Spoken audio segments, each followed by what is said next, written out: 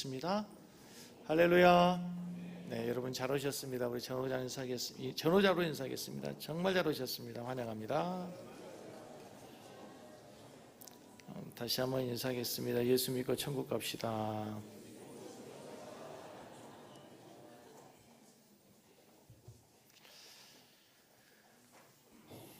오늘 이 자리에 여러분들을 초대하기 위해서 애쓰신 많은 우리 성도님들이 계십니다. 그러나 사실은 이 자리에 여러분을 진심으로 초청한 분이 계십니다. 이 교회 담임 목사 아니고요, 우리 여러분 한 사람 한 사람을 너무 사랑하시는, 그래서 독생자까지도 우리에게 보내주신 하나님이 여러분을 초대하신 줄로 믿습니다. 그래서 오늘 초청 이 자리에 오신 우리 모든 분들에게 뜻깊은 하루 되었으면 좋겠습니다. 왜 우리가 그렇게 여러분들을 초대하기 위해서 기도하면서 또 여러분들에게 간곡히 부탁해서 이 자리에 여러분을 초청했을까요? 이유는 딱 한 가지입니다. 예수 믿고 천국 갑시다. 옆에 계신 분에게 이렇게 인사하겠습니다. 우리 예수 믿고 같이 천국 갑시다.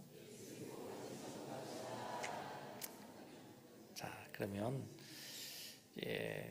설교를 시작하면서 저는 오늘 두 가지의 질문을 가지고 설교를 풀어보려고 합니다. 예수 믿고 천국 갑시다. 그리고 천국을 가고 싶은데, 천국을 가야 한다는데 우리 어떻게 하냐 이거죠. 이 두 가지 질문이 해결이 돼야 됩니다. 첫째는 진짜 성경은 과연 사실인가? 성경은 과연 하나님 말씀인가? 왜냐하면 천국이 있다고 기록한 것이 성경이고, 우리 모든 신앙의 근거, 우리의 삶의 모든 원리가 바로 성경에서 찾을 수 있기 때문에, 정말 성경이 하나님의 말씀으로 믿어진다면 이제 해답이 풀려지기 시작할 것이고, 이 해답이 풀려지지 않으면, 이 해답이 해결되지 않으면 우리는 한 걸음도 앞으로 전진할 수가 없습니다. 여러분, 성경이 하나님 말씀으로 믿어지시나요? 정말 만약에 여러분 성경이 정말 하나님의 말씀이라고 한다면 여기 계신 분들 중에는 그것이 정말 엄청난 행운일 수도 있습니다. 그러나 반대로 만약에 정말 성경이 하나님의 말씀이라고 한다면 이건 무시무시한 무서운 일이 될 수도 있는 분이 있습니다. 하나님 말씀이 아니라고 믿고 살았는데, 하나님이 말씀이 아니라고 단언했는데 성경이 하나님의 말씀이라고 어떻게 하겠습니까?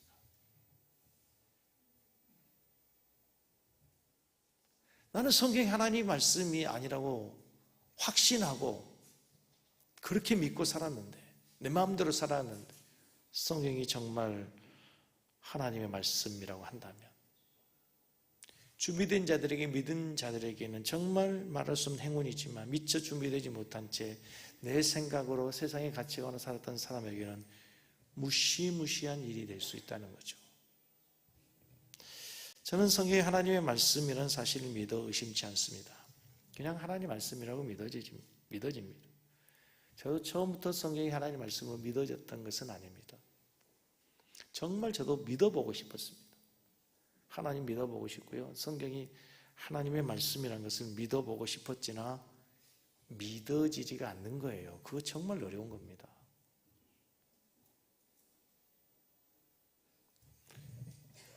정말로 성경이 하나님의 말씀을 믿고 싶어서 애쓰고 발버둥 치는데 믿어지지 않으면 어떻게 하겠습니까?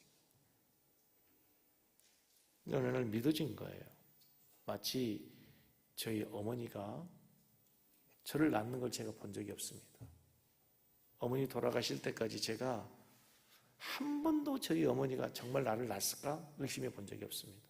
그래서 유전자 검사를 해본 적이 없어요. 그리고 어머니는 세상에 떠났습니다. 지금도 의심치 않습니다. 마치 그런 것처럼 성경이 그렇게 믿어지더라는 거예요. 자, 오늘 처음 오신 분들에게 성경은 과거에 캐캐 묵은 경전이 아니고 오늘도 분명히 살아있는 능력 있는 하나님의 말씀이라는 증거를 제가 세상적으로 몇 가지를 한번 소개해 볼 텐데 한번 잘 생각해 보시기 바랍니다. 무수한 사례를 찾아볼 수 있겠지만 몇 가지만 예를 들면, 지금부터 약 150년 전 영국 태생의 제임스 심프슨이라고 하는 분이 어느 날 우연히 성경을 읽다가 창세기 2장 21절에 보면 어떤 이야기가 나온가 하면 하나님이 아담을 깊이 잠에 들게 하고 그 잠든 아담의 갈비뼈를 취해서 하와를 만들었다는 것입니다. 이거 동화 같은 이야기 아닙니까? 아니, 어떻게 사람의 갈비를 취해서 사람을 만들 수 있습니까? 어떻게 사람을 잠들게 해서 그렇게 그 일을 할 수 있겠습니까? 그러나 이 심프슨이라는 사람은 인격적으로 하나님을 만난 사람이에요. 진짜 하나님을 믿는 사람이거든요. 이걸 동화 같은 이야기로 치부하지 않고 뭔가 여기에 인생의 비밀이 있을 거다. 하나님이 사람을 잠들게 해서 갈비뼈를 취했을 때 아담이 고통을 느끼지 않고 잠을 잘 수 있었다면 이것이 오늘날도 가능하다. 이런 발상을 전환하게 되면서 여러분 생각해 보시죠. 사람이 잠이 그냥 들었는데 갈비뼈를 취하는데 그냥 잠잘 사람이 어디 있겠어요.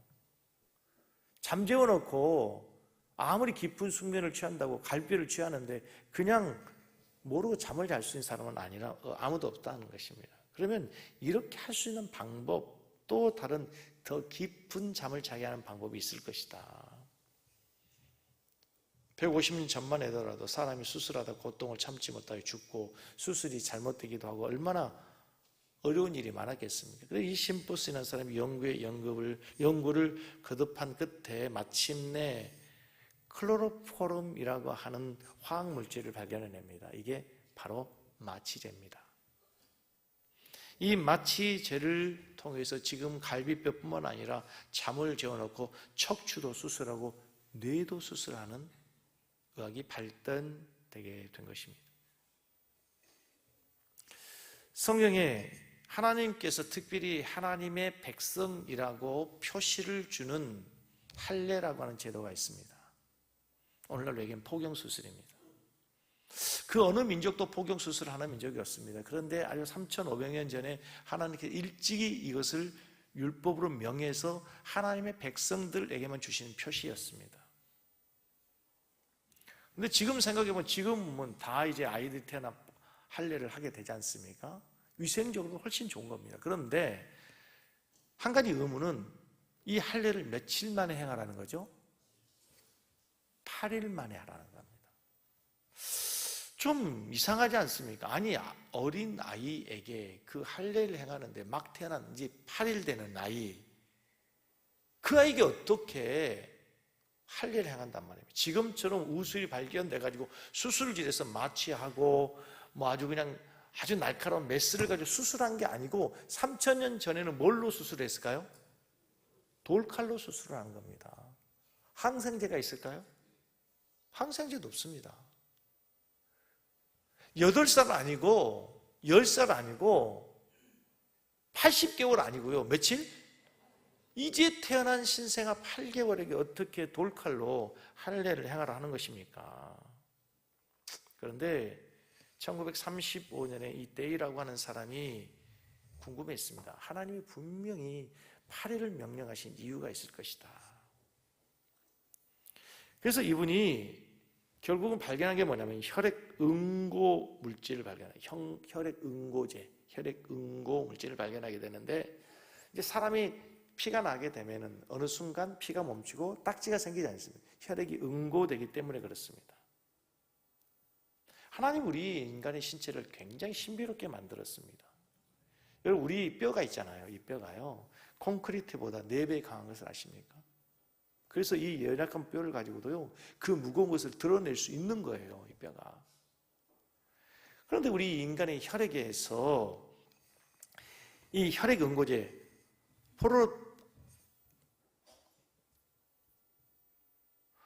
클로로포름이라고 하는 이 물질이 나오지 않는다면요. 조그만 상처가 났을 때도 피가 멈추지 않고 계속 흐른다고 생각해 보십시오. 결국은 과다출혈로 모두가 다 죽게 되는 거예요.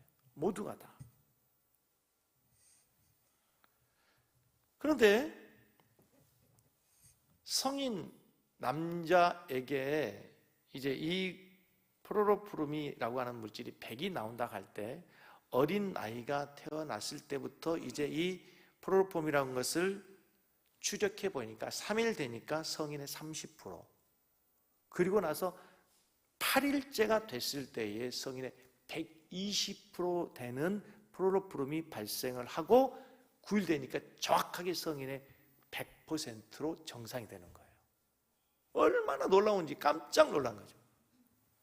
하나님께서 8일 만에 의학이 발달되지 않는 그 시대에, 항생제가 없는 그 시대에 하나님이 8일 만에 명령하신 이유가 있는 거예요.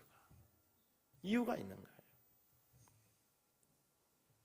하나님께서 우리 인간을 너무 잘 알기 때문에, 우리 인간을 창조하신 하나님이 우리 인간의 오장육부를 너무 잘 아시는, 신체 비밀을 아시는 하나님께서 8일 만에 할 일을 행하라 명령하셨다는 거죠.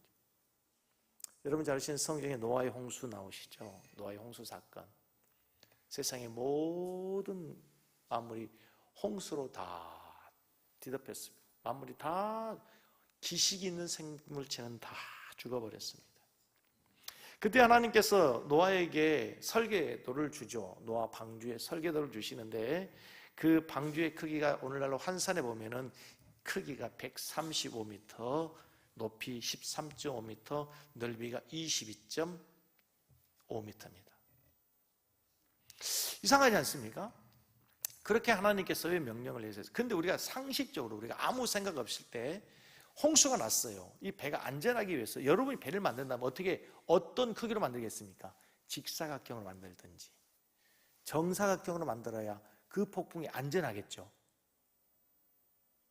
좀 반응을 좀 보여. 고개라도 끄덕여보든지 좀 눈짓이라도 주든. 그렇잖아요. 그 홍수에 물이 이렇게 출렁이고 할 때 거기에 지금 온갖 살아있는 생명체들이 다 들어있지 않습니까? 소, 말, 개, 돼지 다 들었단 말이에요. 사람도 들어있고. 이게 안전해야 되잖아요. 그러면 이게 좀 사각형이 돼야 되는 거 아닙니까? 좀 평평해야 되잖아요. 그런데 왜 이런 구조로 만들라고 했을까? 그런데 지금 보십시오. 모든 배들이 그 구조로 되어 있습니다. 이 첨단의 과학이 발달된 이 시대에 배를 만든 모든 배들, 상선이나 군함이나 모든 배들을 다 보십시오. 어떻게 됐습니까?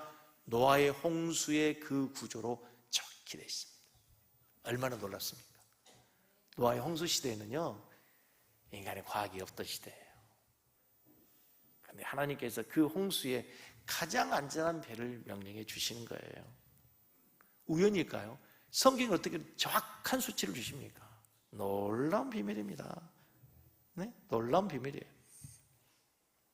저는 더 놀라운 사실이 있었습니다. 여러분, 뉴턴이 중력을 350년 전에 발견했습니다. 중력이 발견된 이 전까지 인간이 어떻게 해서 이 지구 땅 위에 발을 딛고 살아가는지 이해를 못했어요. 그랬죠. 그 모든 사람이, 그때 당시의 사람들은, 과거의 사람들은 지구가 어떻게 생겼다고 믿었습니까? 평평하다가 어느 끝의 순간에 낭떠러지겠다고 믿었습니다. 다 그렇게 믿었어요. 그래서 항해하는 사람들이, 항해사들이 어느 순간 가다가 더 이상 가지 않고 다 돌아왔지만 그것을 깨고 간 사람이다, 갈릴리죠. 그래서 갈릴리오는 종교 재판에서 그것을 반대로 얘기했다가 큰 재판을 받기도 하죠. 근데 여러분, 놀랍게도 뉴턴이 350년 전에 중력을 발견하기 전에, 성경은 무려 3500년 전에 이 지구가 둥그렇고 이 우주 가운데 지구가 떠 있다는 사실을 기록해 놨던 걸 아십니까?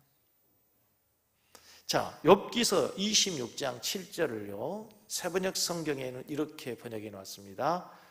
제가 만들어낸 얘기가 아니고요, 성경 욥기서는 지금부터 3500년 전 이야기인데요, 한번 읽어보겠습니다. 하나님이 북쪽 하늘을 허공에 펼쳐 놓으시고 이 땅덩이를 빈 곳에, 놀랍지 않습니까? 북쪽 하늘에 허공을 펼쳐, 우주라는 거죠. 우주 가운데에 땅덩어리를 땅에다 착지시켜 놓은 게 아니고 빈 곳에 매달아 놨다는 겁니다. 얼마나 정확한 표현입니까? 우주에 떠 있다는 거예요. 그게 평평한 게 아니고 매달아 놨다, 떠 있다는 거예요. 떠 있다는 거예요.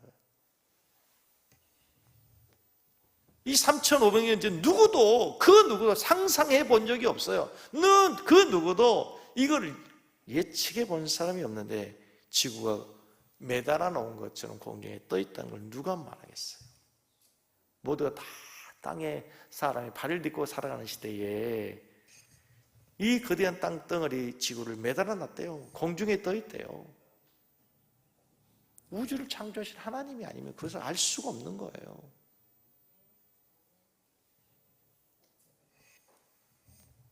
자, 그럼 이제 중요한 문제가 있어요. 첫 번째 질문이 뭐예요? 성경이 진실인가 사실인가?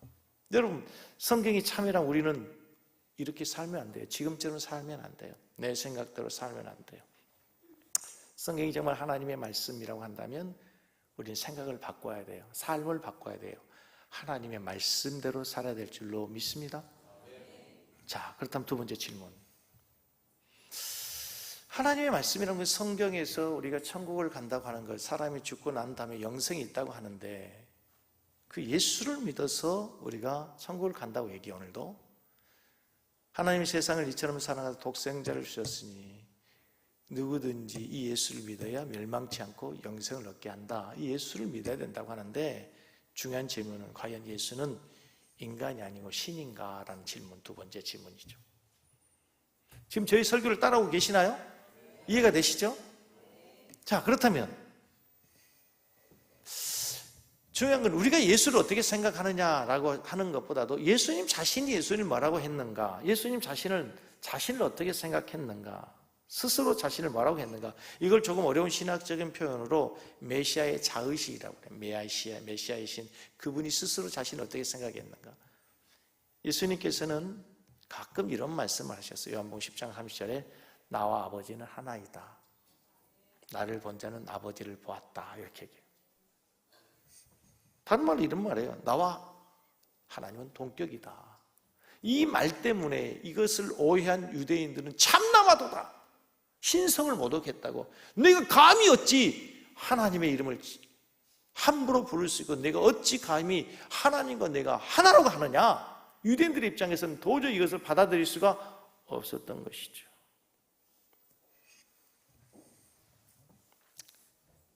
여러분, 우리가 말로는 뭐든지 다 얘기할 수 있죠. 내가 하나님이다 얘기할 수 있고 사이비 교주들이 다 자기가 하나님이라고 얘기하지 않습니까? 그런데 중요한 거는요, 예수님이 이미 아셨어요. 예수님의 말씀을 할 때 사람들이 예수님의 말씀을 믿지 않을 거라는 걸 알았어요. 그래서 믿지 않는 그들을 향해서 예수님이 충분히 이해하면 이렇게 말씀하세요. 요한복음 14장 11절 같이 읽습니다. 내가 아버지 안에 거하고 아버지께서 내 안에 계심을 믿으라. 그렇지 못하겠거든 행하는 그 일로 말미암아 나를 믿으라. 내가 아버지 안에 거하고 아버지께서 내 안에 계심을 믿으라. 이 말은 무슨 말? 나와 아버지가 하나다라는 얘기잖아요. 아버지가 내 안에 있고 내가 아버지 안에 있다, 내가 하나님이다 라고 하는 말을 믿어라. 그러나 믿지 못하겠으면 이제 어떻게 하라고요? 그래, 내가 하는 그 일로 말미암아 내가 하는 일이 하나님의 일을 하면 하나님으로 나를 믿으라는 얘기죠. 내가 하는 말은 안 믿어도 좋지만 그 대신 내가 하는 능력과 행동을 보고 믿어야 돼. 그러면 주님이 하신 일을 우리가 한번 잘 살펴봐야죠. 그렇죠? 주님이 하신 일을 우리가 잘 살펴봐야 되는데, 주님이 행하신 이 땅에서 3년 동안의 그 일들은요, 성경 마태, 마가, 누가, 요한복음 수십 가지 수많은 일들을, 많은 기적들을 행하셨어요. 수많은 가르침 다 얘기할 수 없는데 한 가지 단순한 건요, 한 가지 중요한 것은 예수님이 많은 기적을 행하시고 나서 그 기적은 단순한 기적이 아니고 마태복음이라고 하는 성경을 보면 자주 등장하는 단어가 뭐냐면 이 말은, 이 행동은, 이 기적은 옛적 선지자들 몇백 년 전에 구약에 예언된 말씀을 이루기 위해서 내가 이것을 한 것이야. 다른 말로 표현하면 옛날에 하나님이 말씀하신 예언이 있어서 선지자를 통해서 그 선지자를 통해 하신 말씀을 내가 지금 이루고 있는 거야 라고 하는 말이 마태복음에는 수십 번 반복돼요. 수많은 기적과 이적은 바로 내가 예언한 말씀을 이루고 있다 이렇게 말씀해요. 예를 들면 동정녀의 탄생 있죠. 마리아의 탄생. 마리아가 성령으로 잉태됐다. 말도 안 되는 이야기죠. 그런데 예수님은 마리아에게서 태어나셔야만 된 이유가 창세기 3장 15절에 보면은 여자의 후손 온대. 남자의 후손이 아니라 남자 없는 여자의 후손 온다는 말씀을 이루기 위해서 여자의 후손 오신 거예요. 놀랍죠? 예수님께서 그냥 태어나실 때 예루살렘에 태어나지 않고 베들레헴에서 태어나신 이유가 있네요. 미가서 5장 2절에 예수님 메시아는 어디서 태어난다고? 베들레헴에서 태어난다고 예언되어 있단 말이에요. 그 말씀을 이루기 위해서 예수님은 예루살렘이 아니에요. 어디에서? 베들레헴에서 태어나셔야 되는 거예요. 소경이 듣고, 소경이 들어요? 소경이 보고, 계몽하기가 듣고, 이 많은 예언들이 있었어요. 근데 그것을 이루면서 봤지. 메시아가 오면 이런 일을 할 거라고 말했잖아. 지금 내가 그 일을 이루고 있네? 내가 누구다? 메시아다. 하나님이다. 내가 행하는 일을 보고 나를 믿어라. 우리 중에 누군가가 지금 예수가 진짜 메시아야? 맞는 거야? 궁금한 사람이 있죠. 옛날에 예수님 당시에 세례 요한이라는 사람이 예수가 진짜 하나님의 아들인 걸 알았거든요. 메시아인 걸 믿었거든요. 그래서 회개하라 천국이 가까웠다 하면서 내 뒤에 오시는 분은 나는 그분의 신발끈 풀기도 감당할 수 없는 큰 능력을 갖고 계신 분이다라고 선포했는데 어느 날 세례 요한에게 의심이 든 거예요. 뭐가? 그분이 진짜 메시아 맞아? 진짜 하나님 아들 맞는 거야? 그래서 궁금해서 제자들을 보냈어. 예수님에게. 오실 그분이 당신입니까? 아니면 우리가 다른 분을 기다려야 됩니까? 했더니 예수님이 뭐라고 하냐? 내가 메시아다 이렇게 얘기하지 않고요. 야, 소경이 보고 귀 먹으려 듣고 이런 기적이 나를 통해서 일어난다고 해라. 세례 요한은 그 말을 알아들을까 못 알아들을까요? 알아들어요. 메시아가 오면 그런 이적과 표적을 행한다 했는데 그 일을 행한다 하시면 그분이 하나님의 아들이시구나. 여러분, 예수님이 하나님의 아들이라는 것 쉽게 믿어지지 않습니다. 저도요, 아까 말씀드렸던 것처럼 23살까지 예수가 믿어지지 않더라고요.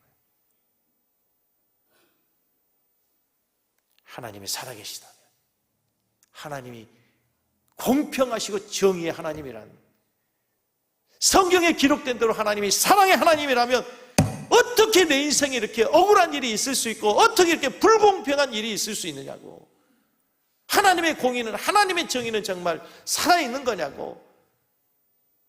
저는 하나님 믿어지지 않았어요. 아니, 믿고 싶지 않았어요. 그런 하나님. 내 삶을 보고도 어떻게 하나님이 계시냐고 원망하고 싶었어요. 저는 어릴 때부터 아파서 학교도 다니지 못하고 학교 가야 될 시간에 학교 가야 되는 날에 병원을 다녔습니다.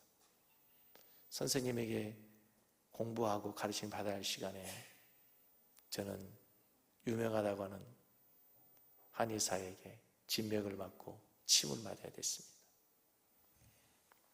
왜 우리 가족은 나 때문에 이렇게 불행해야 될까? 우리 어머니 아버지는 왜 나를 낳으셔서 저렇게 고생하실까? 정말 하나님이 계시다면 저는 초등학교 때부터 그 교회를 열심히 다녔습니다. 내가 믿었던 그 하나님, 내가 믿었던 하나님, 만약에 하나님 계시다면 하나님은 죽은 하나님이다. 김영주 시대에 니체라고 하는 신학자가 얘기했던 것처럼 하나님은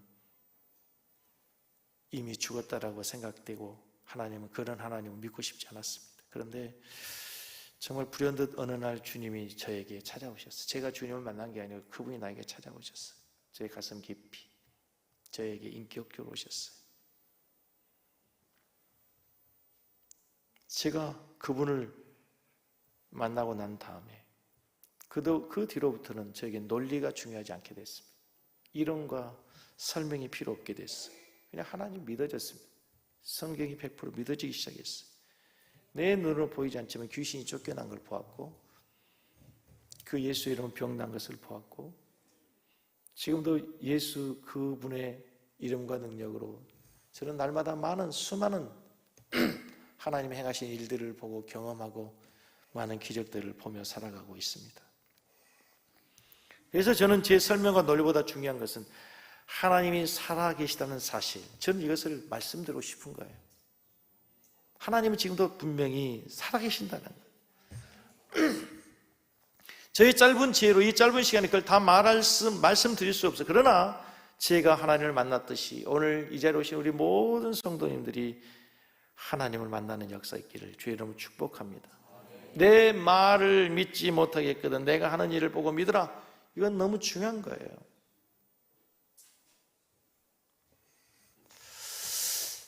여러분, 이미 세상을 떠났지만 문선명 씨 아들, 문선명 씨가 신이라고 얘기하는데 문선명 아들이 문선명이를 진짜 신으로 믿었을까요?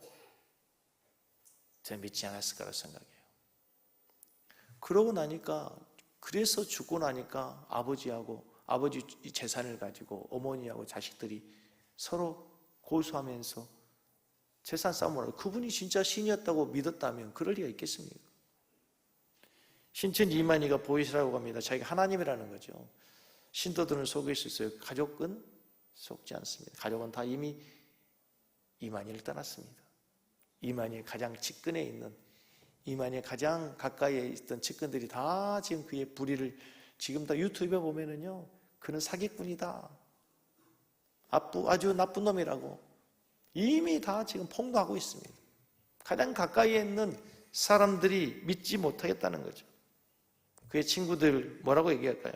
저놈 촌놈이 출세했다고 얘기할 거예요. 어릴 때부터 말 잘하더니 사람들을 많이 속이고 많이 사기치고 있다고 아마 친구들은 욕하고 있을 거라고. 그의 어린 시절을 알고 그의 삶을 알고. 그런데 예수님의 출생의 비밀을 가장 잘 알고 있는 사람이 누굴까요? 마리아입니다. 예수님 어머니였던 마리아가 끝까지 예수님 곁을 지킵니다. 죽음의 순간에도 죽음 이후에도 예수님의 무덤을 찾아갔던 사람이 마리아입니다. 어머니는 예수가 누구인지를 알아요. 자기가 남자를 알지 못하는데, 결혼하지 않았는데 성령으로 잉태된 그분이 하나님의 아들이라는 사실, 마리아만큼 잘 아는 사람이 누구 있습니까? 놀랍게도 예수님의 살아생전에 예수님과 육신적인 동생이 있습니다. 자연적으로 태어난 동생 야고보입니다. 육신적인 동생, 마리아가 요셉과 결혼하고 난 아들 가운데 야고보가 있습니다. 어릴 적 같이 살았습니다. 같이 먹고 같이 동고동락하며 살았어요. 예수님의 동생들이 예수님이 죽고 난 다음에 뭐가 된 줄 아세요? 예수님의 제자가 됩니다. 이유가 뭔지 아세요? 예수님이 죽었다가 3일 만에 부활했거든요.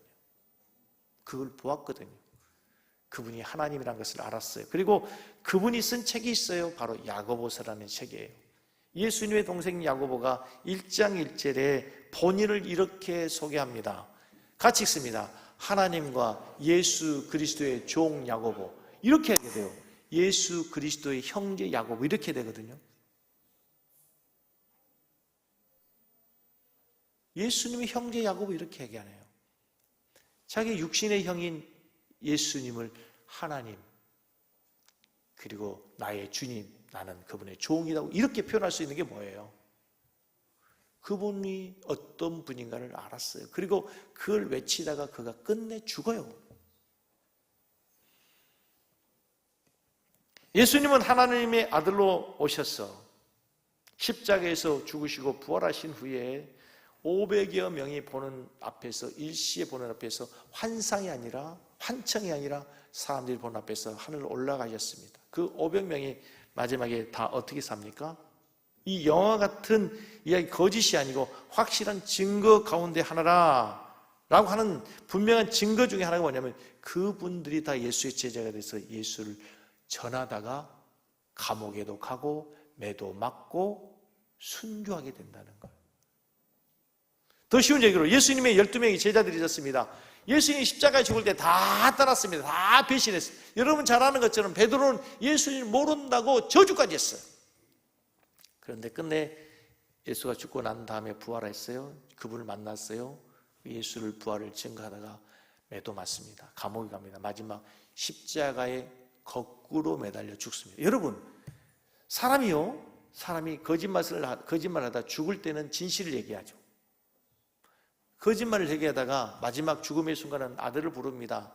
아내를 부릅니다. 그리고 내가 그동안에 미안했어, 내가 거짓을 얘기했어 라고 진실을 얘기하고 죽잖아요. 그런데 그 예수님의 제자들이 마지막까지 죽음에 사는 얘기하면 예수가 우리를 위해 죽었고 예수가 우리를 위해 죽으신 후에 끝난 게 아니고 부활했다, 그분이 하나님의 아들이다 라고 하는 것을 말하다가 끝까지 순교한다는 거예요. 순교한다.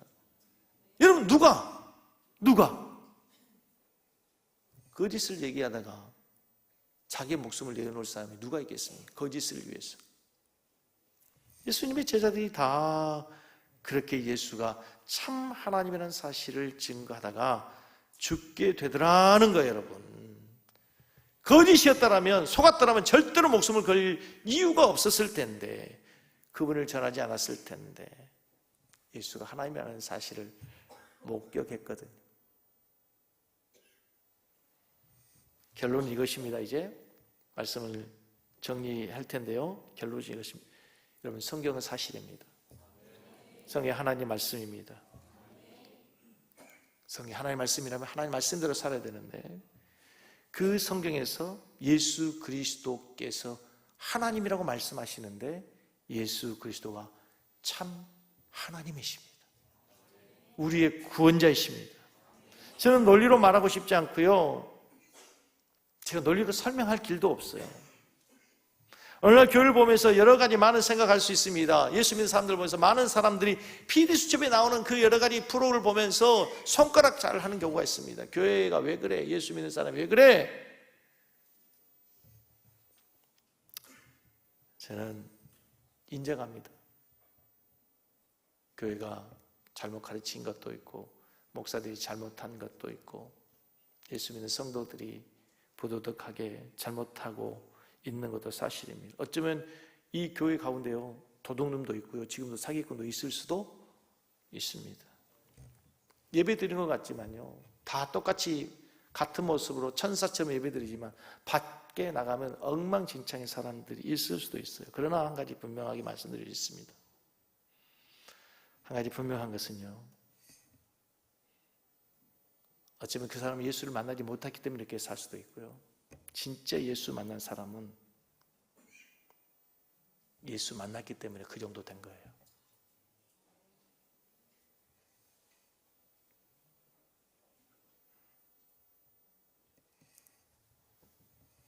한 가지 분명한 것은 우리가 예수 믿었기 때문에 오늘 여기에 있고, 예수 믿었기 때문에 언젠가 하나님의 나라에서 눈을 뜨게 된다는 사실을 믿으시기 바랍니다. 자, 결론을 말씀드리면, 성경이 사실이라면 두 번째, 예수 그리스도가 인간이 아니고 기독교는 맞는 창시자로 끝나는 것이 아니라 진짜 하나님이라고 한다면 이제 우리는 어떻게 살아야 되느냐? 답이 나와서 그분을 믿어야 된다는 거예요. 아멘? 성경이 사실이고 예수가 진짜 신이라고 한다면, 진짜 하나님은 우리는 그분을 믿어야 된다는 거예요.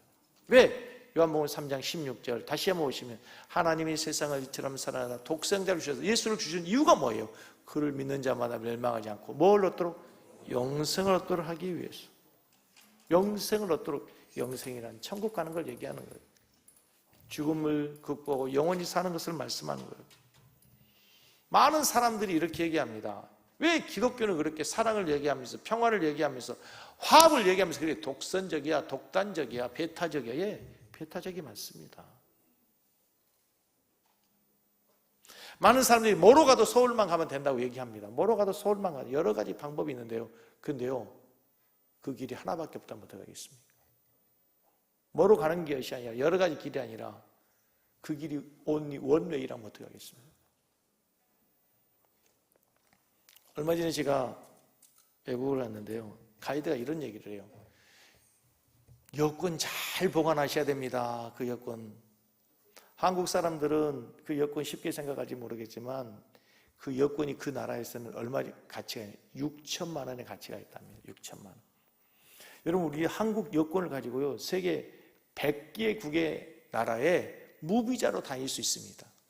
대단한 여권이에요. 대단한 여권. 동남아 사람들은 한국 오는 것이 꿈입니다. 돈 벌기 위해서. 얼마나. 그런데 보십시오. 동남아에서 한국을 오기 위해서 올 수 있는 방법이 뭐가 있습니까? 여러 가지 많은 방법이 있습니다. 비행기 타서 올 수도 있죠. 그렇죠? 배 타고 올 수도 있죠. 어떤 사람은요, 불가능할지 모르겠지만 노를 지어서 올 수도 있어요. 더 불가능한 거예요. 헤엄쳐서 올 수도 있어. 그렇죠? 어려운 일일 수도 있겠지만요, 저 시베리아로 해가지고 북한으로 해가지고 올 수 있는 방법도 있긴 있잖아요. 다 소용없습니다. 대한민국 이미그레이션에서 출입국 관리처에서 뭘 줘야 돼요? 비자를 줘야 돼요. 영주권을 줘야 돼요. 그 사람들이 얘기하는 거, 아니 내가 지식이 얼마나 많은데, 내가 여기서 얼마나 돈이 많은데, 내가 얼마나 부자인데, 내가 얼마나 착하게 살았는데, 다 필요 없어요. 다 필요 없어요. 대한민국 국가에서 뭘 줘야 돼요? 비자를 줘야 돼요. 비자를. 영주권을 줘야 돼요. 그거 주지 않으면요, 다 소용없는 거예요. 하나님 나라에서, 하나님 나라 천국의 주인이신 그분이 유일하게 영주권을 딱 하나 줘요. 방법을, 비자 받는 방법을 딱 하나 줬단 말이에요. 그게 뭐예요? 예수 믿어야 된다는 거예요. 이 간단한 진리예요. 사도행전 4장 12절 말씀이에요. 같이 읽습니다. 다른 이로서는 구원을 얻을 수 없나니 천하 인간에게 구원을 얻을 만한 다른 이름 우리에게 주신 적이, 그래서 예수 믿어야 된다는 거예요. 우리가 독선적인 생각을 갖고 싶어서가 아니라, 그래서 여러분들이 그렇게 교회 가자고 한 거예요. 교회 가자고 한 게 아니라 예수 믿자고 한 거예요. 여러분, 교회 다니지 마세요. 예수 믿으세요. 교회는 이상한 것도 있어요. 교회 오면요, 이상한 목사도 있는 거 사실입니다. 교회 오면 이상한 장로 있는 것도 많아요. 근데 그거 보지 마시고요, 교회 오지 마세요. 예수 믿으시기 바랍니다. 그분이 하나님 나라에 가는 유일한 비자예요. 유일한 비자. 그분 믿고 우리 모두 다 천국 갔으면 좋겠어요. 손잡고 몇백에 인사하십시다. 예수 믿고 천국 갑시다. 다시 이렇게 손잡고 인사해. 꼭 천국에서 만나요. 자, 아멘. 할렐루야. 할렐루야. 자, 우리 예수 믿으세요. 찬양 한번 하십시다.